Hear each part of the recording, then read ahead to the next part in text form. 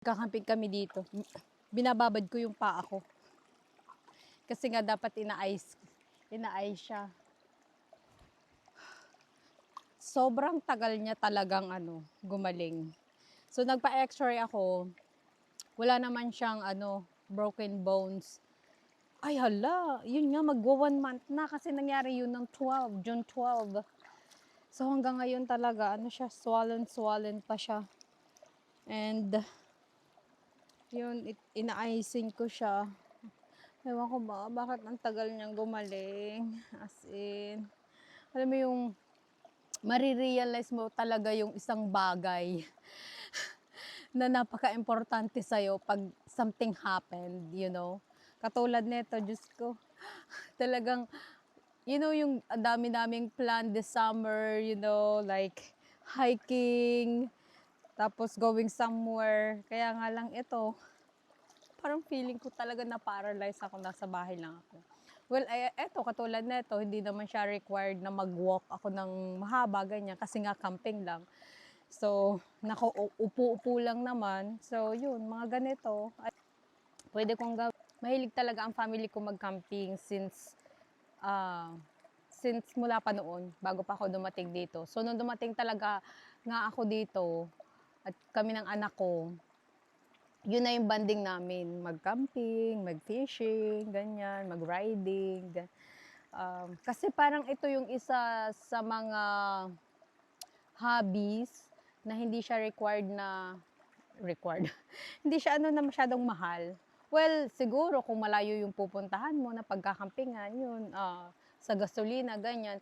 Pero kung halimbawa, meron ka na nung mga kakailanganin mo, meron ka ng tent, sleeping bags, yung mga kagamitan mo sa pagluluto, ganyan.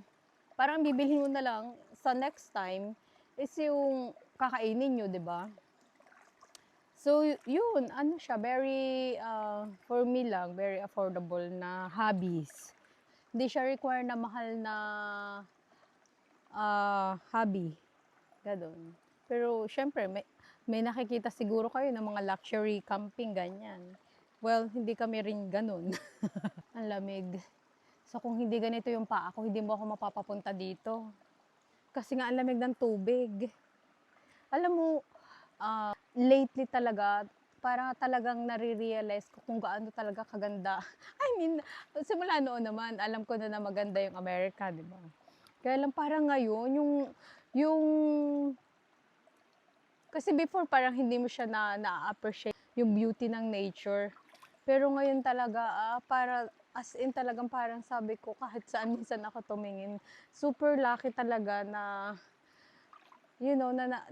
nakatira ako sa napakagandang bansa. Although wag na natin pag-usapan yung mga politics and everything. Pero talagang, napakaganda ng Amerika. Napakaraming mga parks na parang feeling mo is, yung nasa postcard lang, ganyan.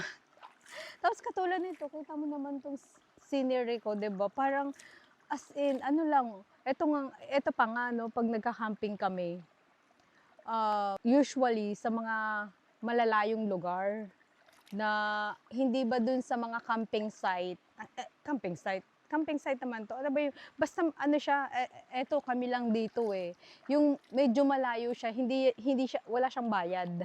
Yung usually yung mga kinakampingan namin is yung mga yung mga medyo malalayo na hindi, medyo kakunti lang yung nakakaalam kumbaga. At saka siya, free.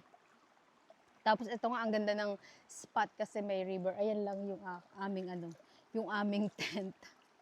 Papakita ko mamaya sa inyo. Yun, isa pa yun sa mga namin, hacks namin. Hacks? Ano hacks?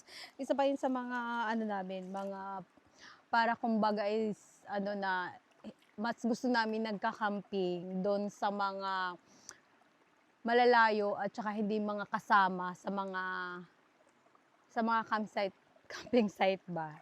Ano ba yun? Paano ko ba i-describe yung ganun, ibig kong sabihin? Kasi 'di ba merong mga camping site na you have to pay, ganyan.